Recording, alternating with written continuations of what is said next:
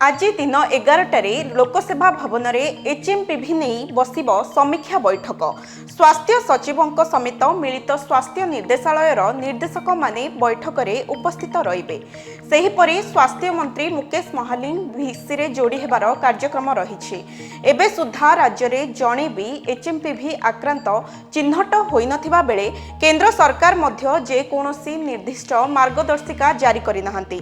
तेबे राज्य सरकार समस्त बंदोबस्त करिथिबा नेई पूर्वरु सूचना देइछंती।